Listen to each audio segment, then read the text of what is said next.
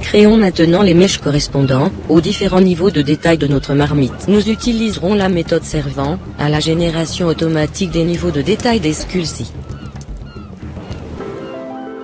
Nous commencerons par le niveau moyen de détail en supprimant une ligne et une colonne de vertice sur deux du mèche initial. Souvenez-vous que ce mèche a la même topologie qu'un sculpté. La création des différents niveaux de détail sera donc facile. Nous verrons que la création des LOD pour des mèches ayant une topologie arbitraire sera plus compliquée. Le mèche au niveau de détail moyen comporte 4 fois moins de vertices que le mèche au niveau de détail maximum. Je répète la même procédure, en partant du niveau de détail moyen, pour faire le niveau de détail faible. Puis je refais la même chose, pour obtenir le niveau le plus faible. Mais cette fois-ci, je ne supprime qu'une ligne, sur deux sans toucher aux colonnes de vertice. Notez que le niveau de détail le plus faible, ne comporte en général que 6 fois 6 faces. Mais j'ai choisi d'utiliser quelques faces, en plus pour que la forme ronde de la marmite ait un meilleur aspect. C'est pourquoi le mèche au niveau de détail le plus bas, comporte ici 5 fois 8 faces. Évidemment, nous devons aussi créer les différents niveaux de détail pour l'anse. Mais ça ne sera pas aussi simple, car j'ai déjà réduit le nombre de faces à 8 fois 32, pour le niveau le plus élevé.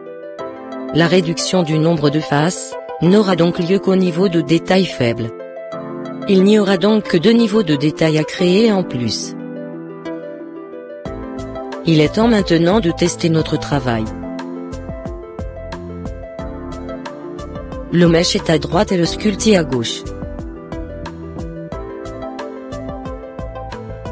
En s'éloignant, nous voyons que la transition du LOD du maze apparaît toujours avant celle du sculpté.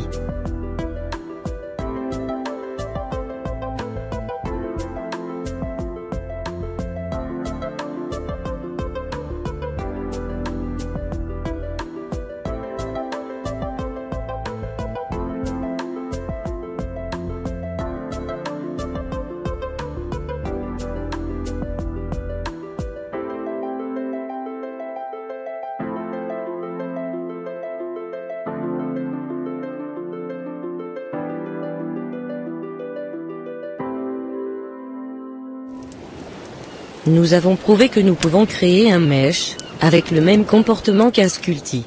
Voyons à combien de primes équivaut notre mèche.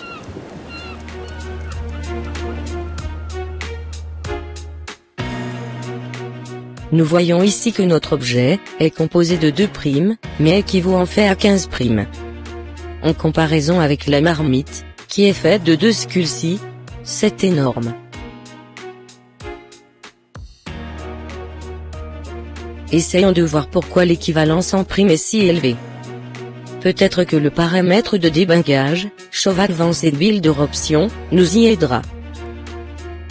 Nous pouvons voir maintenant pourquoi notre objet est si gourmand. C'est parce que son poids physique est très élevé. Mais nous n'avons pas encore spécifié de critères physiques. Que pouvons-nous donc essayer maintenant? Retournons à l'importeur, et ouvrons l'onglet Physics.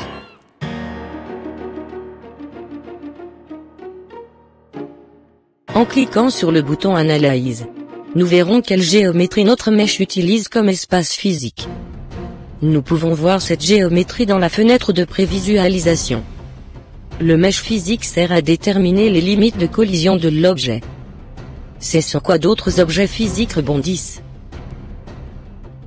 Nous allons définir cet espace physique, en important le mèche le plus simple, basé sur le niveau de détail le plus simple. Ignorez les points et les lignes rouges pour le moment, nous y reviendrons dans un prochain chapitre. Analysons maintenant le mèche physique. Puis simplifions-le. Le mèche physique est simple, et suffisant pour notre objet. Importons notre objet à nouveau et voyons si le coût physique a diminué.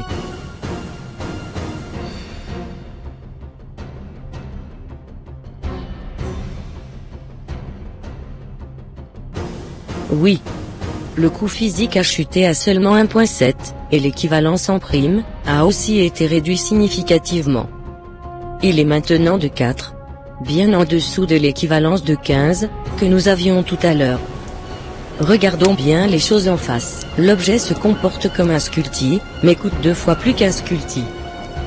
Quelle déception! Mais nous n'avons pas fini avec les mèches, nous avons à peine commencé. Revenons maintenant à l'importeur. Nous voyons que l'objet a un coût en ressources de 5. Comme nous l'avons appris dans le chapitre précédent, ce coût dépend principalement du nombre de triangles utilisés pour chaque niveau de détail.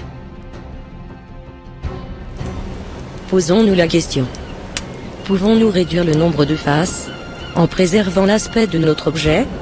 La réponse est oui. Nous devons maintenant quitter le monde des sculptis, pour entrer dans le monde des mèches.